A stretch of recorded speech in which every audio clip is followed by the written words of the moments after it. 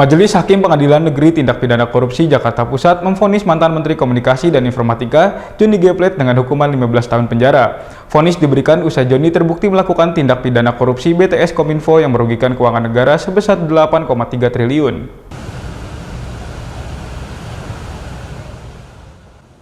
Majelis Hakim Pengadilan Negeri Tindak Pidana Korupsi Tipikor Jakarta memvonis mantan Menteri Komunikasi dan Informatika Menkominfo Johnny G. Plate hukuman 15 tahun penjara karena kasus korupsi di Kementerian Kominfo yang merugikan keuangan negara sebesar 8,03 triliun rupiah.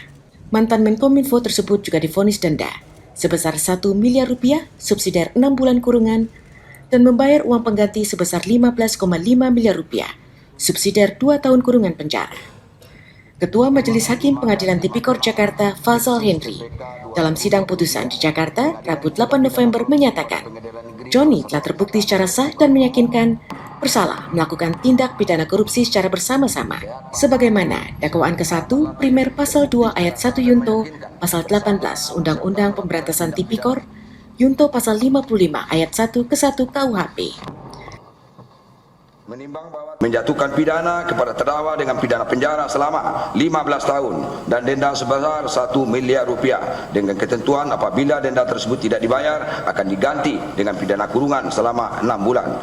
3. Menjatuhkan pidana tambahan berupa pembayaran uang pengganti kepada terdakwa sebesar 15 miliar 500 juta rupiah jika terpidana tidak membayar uang pengganti paling lama 1 bulan setelah putusan memperoleh kekuatan hukum tetap, maka harta bendanya dapat disita oleh jaksa dan dilelang untuk menutupi uang pengganti.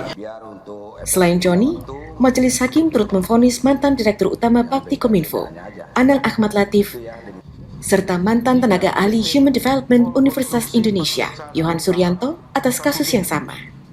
Anang divonis pidana 18 tahun penjara, membayar denda sebesar 1 miliar rupiah, subsidiar 6 bulan kurungan penjara, serta membayar uang pengganti sebesar 5 miliar rupiah.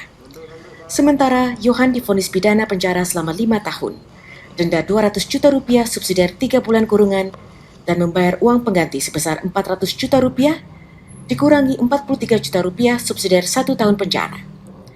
Merespons putusan majelis hakim tersebut, Johnny G. Plate dan Anang Ahmad Latif mengajukan banding, sedangkan Yohan Suryanto menyatakan pikir-pikir.